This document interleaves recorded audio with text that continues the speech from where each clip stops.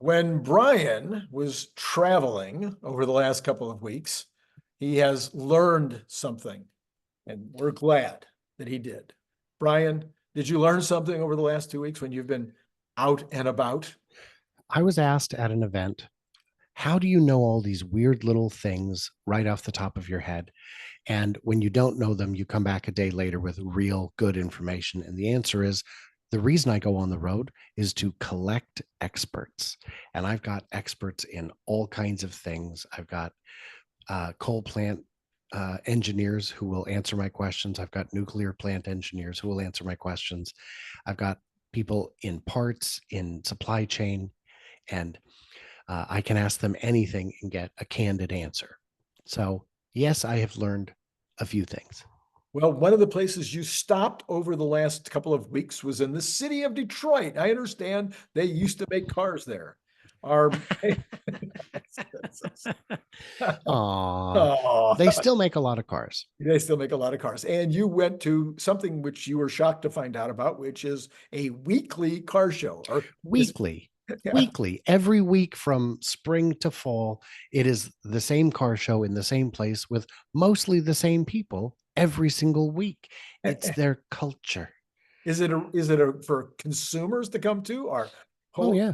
Yeah. It's Oh, just there's a farmer's market there at the same time. okay. It's All it's right. just a little street festival once a week. They Oh, close it down, and people show off their McLarens and their Cybertrucks and their antique Hudsons and Studebakers. that kind of car show. Ah, yes, That, you thought I meant like a manufacturer I one. thought maybe, yeah. No, no, this is a street fair kind of car show Hey, where people will show off their same car every day, every week. And the Tesla Owners Club of Michigan has been at this event every week with very few exceptions. Well, someone from the club has been there every week for years since the Model 3s and Ys hit the road. oh, And until the Cybertruck came out, they were just there with their factory stock Model 3 and Y, right. which is to many people now just a car, Yeah. but there are still questions in the community and they're here to answer them. And you know Mhm. what, the questions are all the same. What's the range? How long does it take to charge? Uh, you know, the same ones over and over. Sure. Now they've got the Cybertruck in the Yeah. booth or in the show. Yeah. We had two on display. We had three on display. Oh, We had the Owners Club one, another gentleman from the Owners Club, and then Tesla Tino was out there with us as well. And so, of course, we put them on three different ride heights so people could see the yeah. difference. Yeah. And and there were a lot of people who would come to this who were angry and bitter and not convinced. Who 10 minutes later were like, "Boy, when this gets down to 80, I'll think about it." Thinking about it. Yeah. Cool. Well, speaking of ride heights, I put Mm. out a video on what was that? Saturday, I think. Maybe it was Sunday, I forget. It's hard to keep track. Anyway, where I talked about what I thought were 11 things that might go into a robocab or a cyber cab inside the cyber cab are ways of using the cyber cab that nobody's talking about.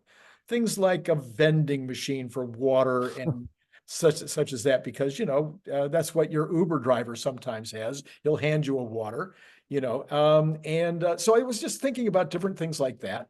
And it made me the number one thing that it caused me to think about. Well, your thought just 2 seconds ago was one of the things I talked about, which is if the cyber cab has different ride heights, it might allow for a very easy way to get wheelchairs in and out. Mm. So I have had viewers tell me that what Tesla should really do on the Robo van is not just make the rear ramp already built in, but you know what? Why don't we put a front ramp in too?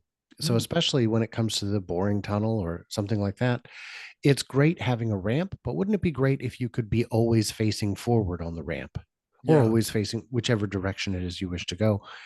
If it's driving itself, it has no problem backing up to whatever, but it would be more interesting and compelling if you could put it at both ends. Why not? So right. that would be something I would throw in as a possibility. I think vending machines are too heavy and complicated to make that work. But there are a lot of great seating configurations I've seen, and I am excited for any of them. I would like to face my passengers. I think getting a car seat into a limousine kind of seating configuration would be a lot easier. And not even just a car seat, but kids at all, people with mobility issues at all, having a big open space that you just get into and then find a seat would be easier than, especially if, you know, you've seen how difficult it can be for people with mobility concerns to get into any car. Right. And I think this would make it a lot easier. Yes. So that might be, I think you're maybe thinking in terms of downstream with regard to a larger vehicle.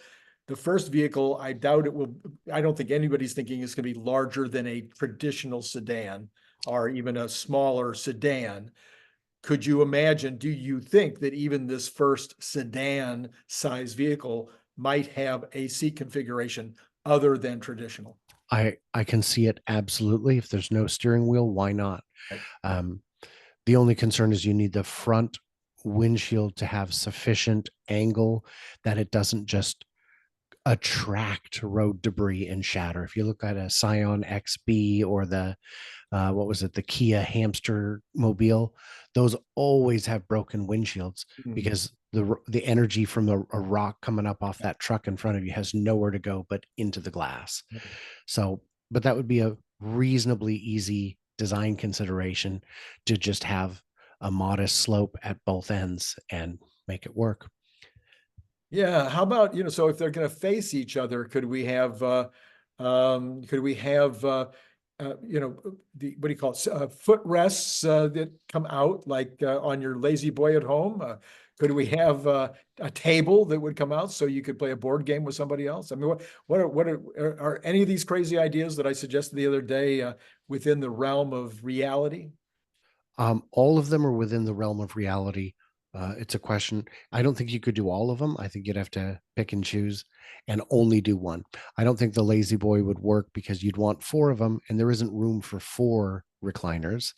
Uh, but a table or even having two recliners and two non-recliners, like if you're in a London cab, there is an extra fold down seat. It's not comfortable. It's not exciting. You don't want to use it, but if you need to, it's there. Mm. So that's a consideration. Uh, all of these things could happen. I don't think they need to do that in the first round. I don't think they need to add so much extra value when just having adequate value is enough to dominate the market.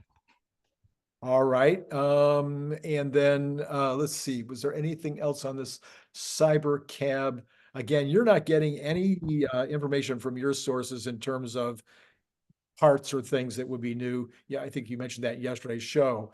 So we don't really have any theories yet that would help us know whether it's going to be stainless steel, plastic, regular Correct. steel, any of that stuff. Yeah. Anything at all. And to their amazing credit, the partners who were working on the early prototype parts, I didn't hear a peep. Nobody I know heard a peep.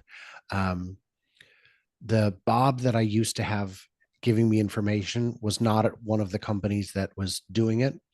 And he has now moved to a manufacturer, so he doesn't have the information for me. So if you're a Bob looking to give me information about bibs, bobs, or anything of that sort, hey man, let me know. But yeah, so the information pipeline has dried up. Interesting, interesting. LG, we talked about on yesterday's show, we talked about LG is on track to start shipping 4680s in August. Panasonic in their Kansas location, I want to say Kansas location, is also yes, supposed to be, last I heard, was on yes. track to start making product this year. So I don't know when they were. I don't know what the most recent announcement is, but Panasonic announced 4680 production in Kansas maybe a year ago, but it kept getting delayed and delayed. And what I heard maybe a year ago was that they were going to delay it further and instead focus on 2170 production, Uh, which is fine. You can do Yeah. that. There's good money in it, but I know a lot of battery manufacturers are putting a lot of their plans on hold because if the next election results in a Congress, Senate, or president who is capable of repealing the IRA, that changes their business calculus radically. It may mean that battery production in the US just stops, certainly stops expanding. Yeah. So Uh, what are you hearing on that? I haven't been, I should be paying a lot of attention. I haven't heard anybody saying that they wanted to scrap it entirely. Most of the things I'm hearing would be cutting it back, that it's too expensive, and some parts of it are unnecessary. Even Elon Musk has said the entire thing was unnecessary. But I haven't heard anybody talking scrapping. Have you heard anybody saying to completely eliminate? well, yes. I mean, not politicians, but their supporters, certainly. There are Okay, plenty who say that.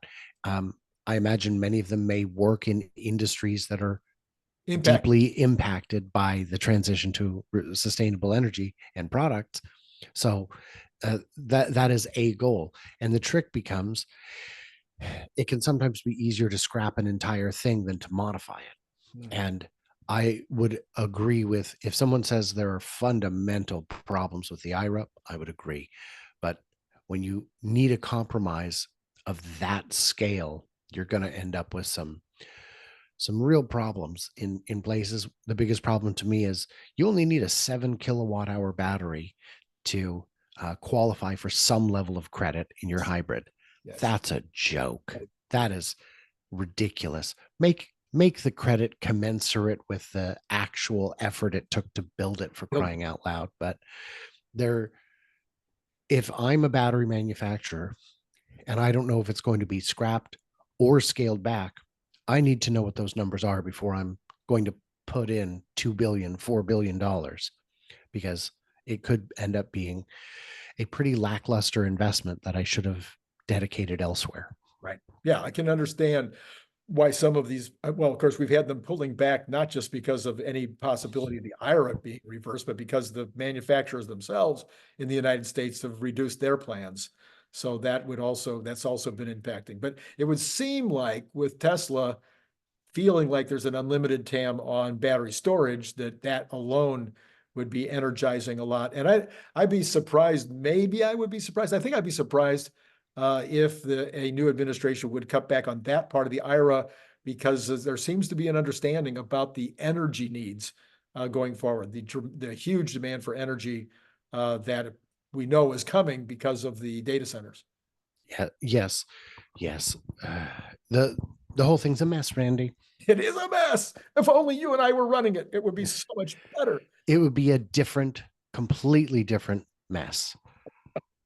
So I feel like there's less FUD right now. I suggested this idea on my show the other day that maybe Elon is no longer seen as the biggest deal on the planet. Maybe he's no longer, when you're as overwhelmingly in charge, large and in charge as he was, the more of a tendency maybe to try to find some mud or try to find a way to get him down, to bring him down, like we saw in some of the superhero movies.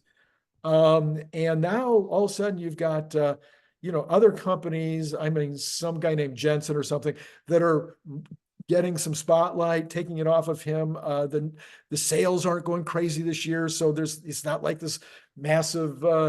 So maybe there's less FUD, but then I think you did So, a program on FUD the other day. So oh, maybe, I oh, maybe I I'm, do those from time to time.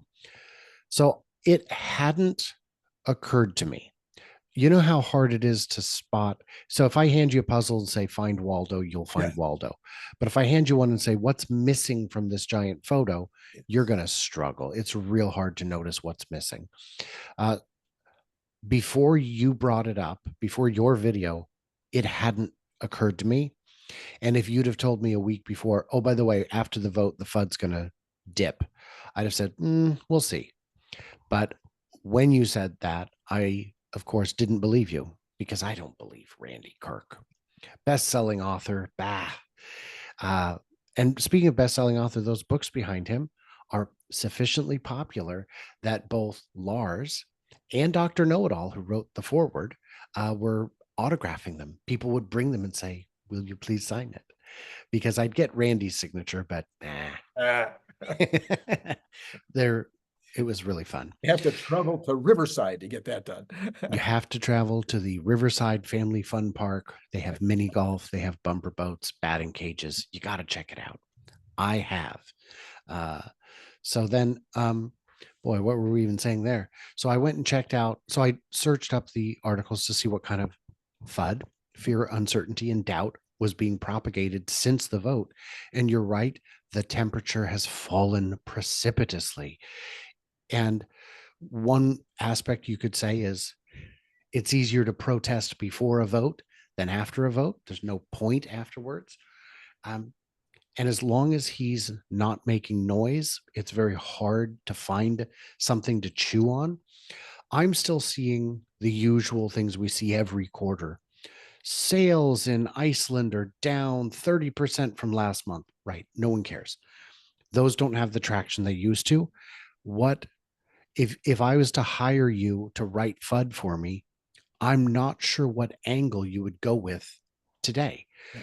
Before the shareholder vote, you could say, look, this guy's asking for $1 kajillion and it's obvious no one wants to give it to him. Well, we're past that, aren't we? And so I would agree with you. There are always going to be people who are angry and bitter. Mhm. But right now, their megaphones run out of batteries because I think because they're coal powered. No, it's because maybe they're saving up for the next big thing. But I would, well, the next big thing, maybe there's an accident or a fire or a factory problem or a safety, something. Yeah. They'll latch onto that. But right now, I would agree with you. It's pretty quiet. Yeah. Yeah. In fact, there was an article, big article, speaking of factory fires, there was a big article about a fire, I think in San Diego at a energy storage, a battery storage facility. There was no mention of Tesla in the headline. There was no mention of Tesla in the article. They've mentioned 3 other battery storage facility fires in the article. And when you got all the way to the very last story about a factory fire, I mean, a battery storage fire, it was a Tesla facility, and they did mention the brand Tesla. But I just But it feel wasn't. it wasn't the lead, it wasn't the headline. It was mentioned, and none of the other battery storage facilities did they mention who the batteries were. So we don't know who's those batteries or who, but the one that they knew, they mentioned, but it was not the lead by a long shot. So I just feel like I really think it has to do with the superhero thing. When you've watched all the movies, and we know movies are like true life. They're documentaries, all of them. Especially superhero movies. Oh, those are definitely documentaries. Exactly, documentaries. And you see what happens, these superheroes, pretty soon there's an anti-hero that comes along and starts, trying to get the superhero down with kryptonite or something, aging myself immediately. There's always somebody trying to hurt these guys. So I just think maybe his superhero status came down a notch. Very possible. Very possible. It's tough to say. I have some new information that I'm not ready to share yet in regards to, hey man, it's still being fleshed out. I've got more interviews to conduct because I don't report single source rumors. I see. In regards to Tesla stationary storage and industry hesitation to use it, not because it isn't the best, because the sources I've talked to say it is the best, but because someone somewhere in the procurement process doesn't like Tesla. And that is a ridiculous idea.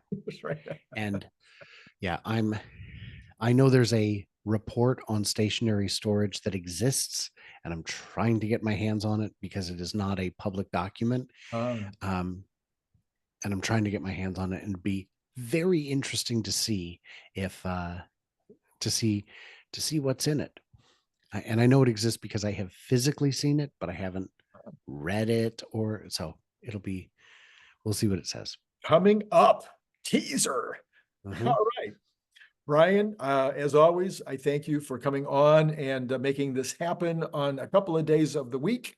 And we should invite everyone who's watching. If you haven't done it already, why haven't you gone over to Brian's Patreon and thrown in $1? What are your levels? Like I've got a bunch, but they do start at $1. You start at $1 and then you can go up from there. Mhm. And if somebody thinks you're worth 5 a month or 10 a month, those opportunities exist. That is exactly right. Do you give them anything back other than a signed picture of yourself? Not much, not much. It's so much work just to stay caught up on what I'm doing that I know. there are generally some early things. There's inside discussions, there's state of the channel information. There is some, but not much. Okay. All right. You know what? It's worth the work that he puts out for you.